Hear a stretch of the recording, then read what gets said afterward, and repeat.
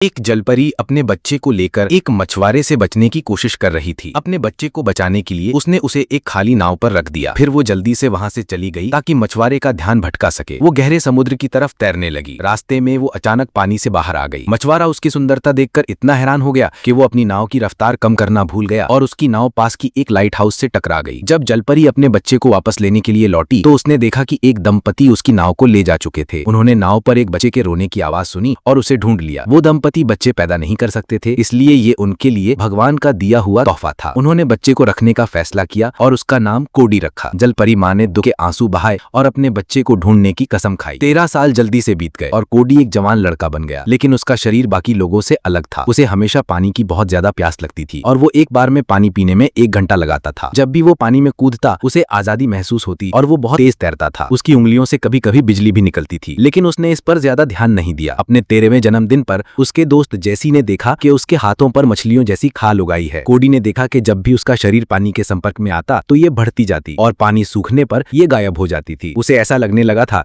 जैसे उसने बहुत ज्यादा स्पाइडरमैन फिल्में देख ली हों। जब कोडी के माता पिता ने उसके चिल्लाने की आवाज सुनी तो वे कमरे में आए। उन्होंने डॉक्टर को दिखाया। डॉक्टर ने कहा कि ये सिर्फ जवानी में होने वाली एक आम बात है, लेकिन जब उसकी खाल बढ़ने लगी तो जैसी को ये बात सही नहीं लगी। उसने एक किताब से कोडी की खाल का मिलान किया। उसने पाया कि उसकी खाल मछली के जैसी थी। उसने कोडी से मछली से बात करने को कहा और कोडी के कहने पर पानी में रखी मछली तुरंत बाहर कूद गई। जब उसने कोडी के हाथ में एक बल्ब रखा तो वो भी तेजी से जलने लगा। जैसी के पिता जो एक मछुआरे थे, उन्होंने उसे बताया कि उन्होंने कई साल पहले एक जलपरी देखी थी। यही वजह थी कि वो एक जलपरी को पकड़ने के लिए पूरी जिंदगी मेहनत कर रहे थे। अगले दिन जैसी ने कोडी को ढूंढा और माइक्रोस्कोप से उसकी खाल की जांच की। वो जानता था कि कोडी एक जलपरी था। कोडी ने सच्चाई जानने के लिए अपने माता पिता के पास गया। उन्होंने उसे बताया कि वो उन्हें समुद्र में मिला था। सच्चाई जानकर कोडी वापस समुद्र में चला गया। पानी में जाते ही उसके पैर एक पंख में बदल गए और वो तुरंत एक असली जलपरी बन गया। इससे पहले कि वो समझ पाता कि क्या हो रहा है, उसे पकड़ लिया गया। जब उसे होश आया तो वो नाव पर था। मछुआरा जो जैसी का पिता था, कोडी को अपनी माँ को पकड़ने के लिए फंसाना चाहता था। जैसी भी वहां पहुंच गया और उसने देखा कि कोडी के पैर एक पंख में बदल गए थे। जैसी जानता था कि अगर कोडी पानी में नहीं जाएगा तो वो मर जाएगा। तभी मछुआरे ने एक बड़ा जाल पानी में डाल लिए तुरंत वहां आ गई। कोडी का सिर जैसे ही पानी से बाहर आया वो जाल में फंस गया। जलपरी माँ भी जाल में फंस गई। ये देखकर जैसी ने अपने पिता को रोका और एक चाकू लेकर समुद्र में कूद गया। उसने अपनी माँ को बचा लिया और जाल काट दिया, लेकिन जाल ने जैसी को पकड़ लिया और वो पानी में खींचा चला गया। वो जल्दी ही बेहोश हो गया। मछुआरा अपने बेटे को बचाने के लिए पानी में कूदा, लेकिन उसे वो नहीं मिला। तभी कोडी वहां आया और जैसी को बाहर निकाला। जैसी सांस नहीं ले पा रहा था। कोडी ने अपने हाथों से बिजली निकाली और उसे एक झटका दिया, जिससे जैसी की सांस वापस आ गई। मछुआरे को समझ आया कि उसके लिए उसका बेटा सबसे ज्यादा जरूरी था। उसने जलपरी पकड़ने का अपना सपना छोड़ दिया। कोडी को भी एहसास हो गया था कि वो यहाँ का नहीं था। उसने अपनी माँ और पिता को अलविदा कहा